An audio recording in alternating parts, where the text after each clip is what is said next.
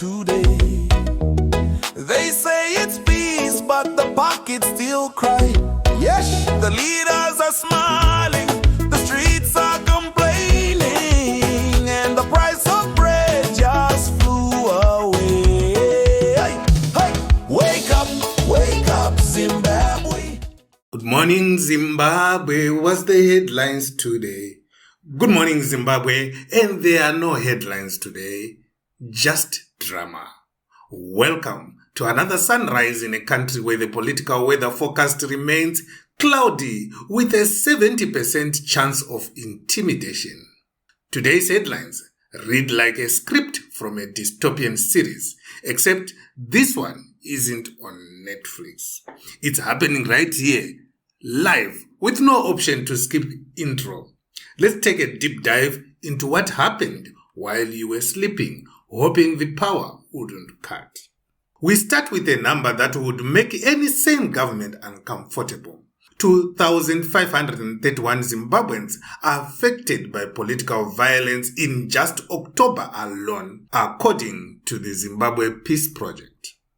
Once again, ZANU-PF appears at the top of the leaderboard, proving that if political violence was a sport, we would be winning every regional trophy. The report reads like a depressing shopping list. Threats, beatings, food aid discrimination, arbitrary arrests, displacement, and the good old-fashioned silencing of anyone who dares to talk. And listen to this. Over 1,300 women were affected, showing once again that in this country, equal opportunity only exists when it comes to suffering. Traditional leaders, police and local authorities all make cameo appearances in this horror movie, using their power not to protect the vulnerable, but to remind them who is really in charge. And when victims try to report these abuses, the same people committing the crimes are the ones expected to investigate.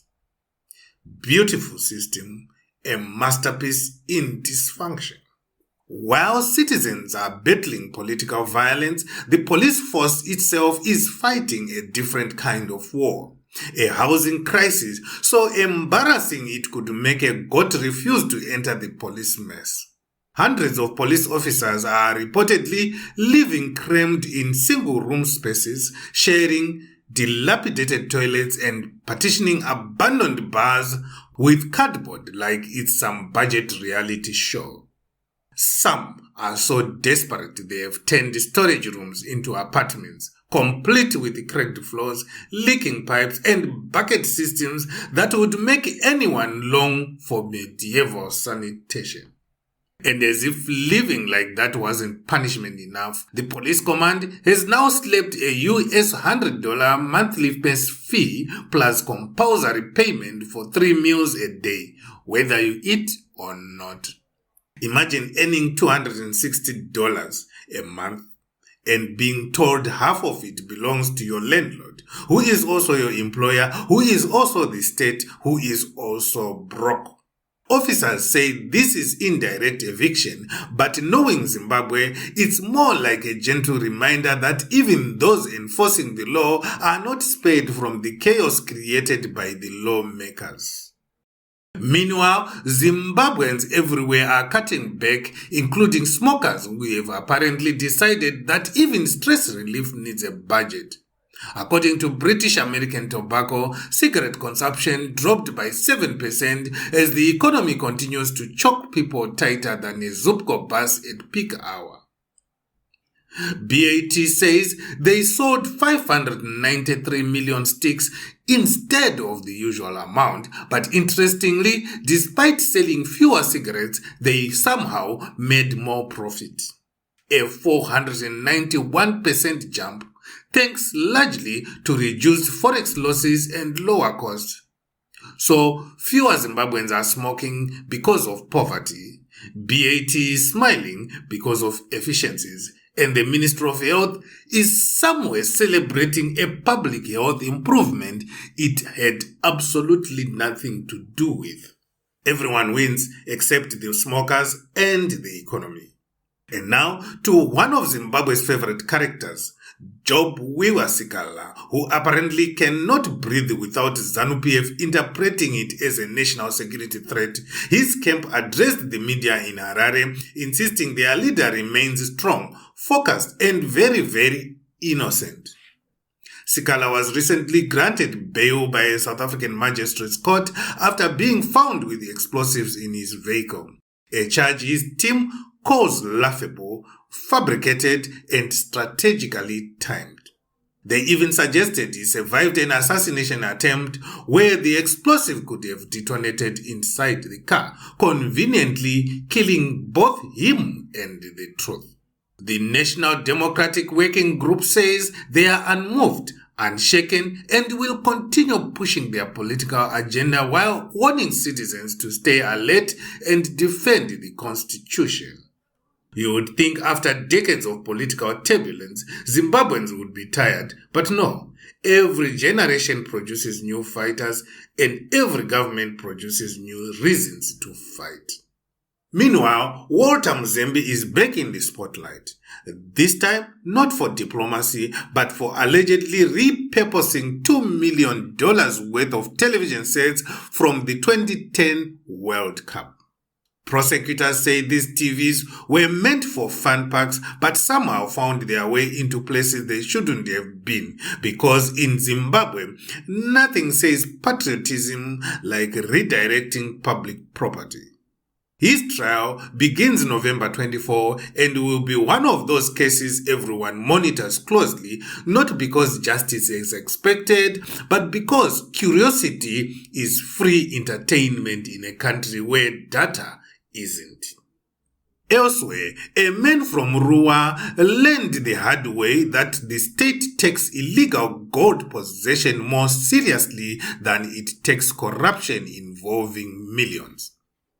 Tafadzwa Matsika was arrested with a small sachet of toasted gold weighing 0.096 grams, basically a grain of gold. Not even enough to buy a loaf of bread, and has been sentenced to 5 years in prison. The NPA says this is a strong warning that illegal gold dealings will not be tolerated. Which is interesting because somehow the big players running gold smuggling syndicates never seem to get the same energy. But hey, someone has got to go to jail to show the system works, right? In Esatini, things took a surprising twist after it emerged the country quietly accepted $5.1 million from the Trump administration to host deportees from places like Vietnam, Cuba, Yemen, and the Philippines. Esatini says the money was meant to help improve border and migration management. Critics say it was basically a human storage deal. Most of the deported migrants are currently imprisoned there. Human rights lawyers are challenging the legality of the arrangement, while the US simply says no comment. As usual, Africa finds itself at the end of a bargain where someone else benefits more than the people on the ground. Across the border in Mozambique, Total Energies is now facing war crimes allegations after activists accused the company of enabling or ignoring the massacre of dozens of civilians near its gas project in 2021. While Total denies responsibility, evidence continues to mount that locals seeking safety at their facility were separated, detained in shipping containers, and later killed by security forces guarding the project. With over 1,500 civilians killed or kidnapped in the attack on Palma and the environment still unstable, critics are demanding that Western financial backers withdraw immediately. But where billions are involved, morality tends to be optional. In Tanzania, President Samia Suluhu Hassan has admitted something African leaders rarely say out loud: a country's tarnished global image, which was worsened by a disputed election marred by violence, might make it harder to borrow money. The African Union says the election was not credible. Rights groups say hundreds were killed, even thousands. The government says everyone is exaggerating. Whatever the truth, Tanzania is now being told to clean up its image if it expects cheap loans. For now, officials are being advised to focus on domestic revenue, which is the diplomatic way of saying brace for taxes. On the Ukraine front, Zaporizhia continues to be a battleground, with Russia pushing closer to the strategic town of Mariupol. Glide bombs, advancing troops, and rising panic are driving civilians to flee as military analysts warn that the situation is deteriorating fast. Ukrainian bloggers accuse military leadership of incompetence, while analysts say Russia is still advancing, but at extraordinary human cost. Even so, ordinary citizens remain trapped in the crossfire, bracing for the West.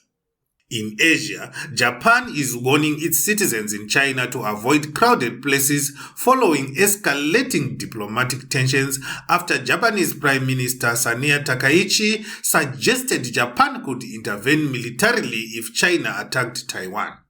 China responded aggressively. Nationalist media erupted, social platforms exploded, and now films, flights, and even tourism are being weaponized. Japan is quietly panicking about its economic exposure, and its embassy is telling citizens if someone looks slightly suspicious, run. In other words, relations are looking bad.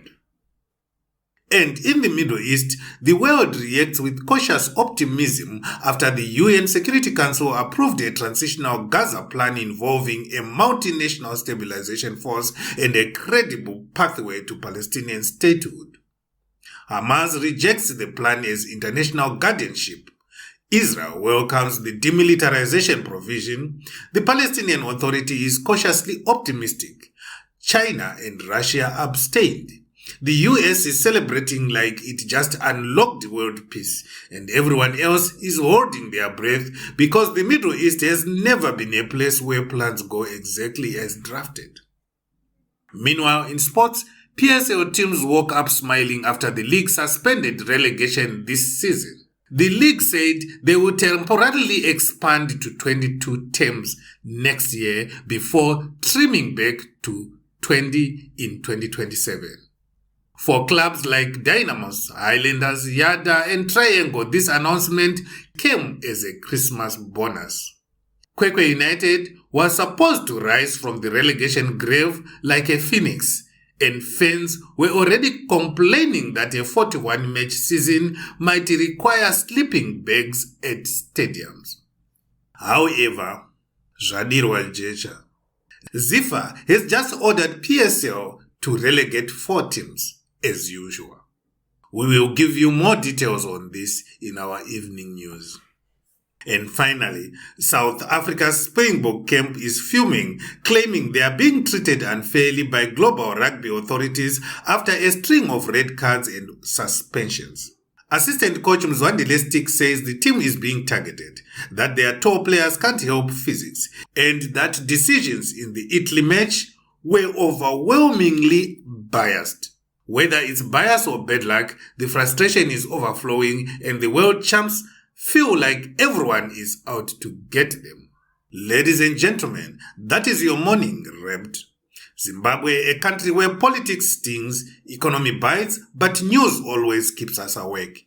If you are watching this, hit subscribe because Zimwaves TV is the only place where the truth comes wrapped in satire, sharper than Mnangagwa's pen when signing questionable memos. Don't forget to comment where you are watching from, and as always, stay informed, stay bold, stay awake.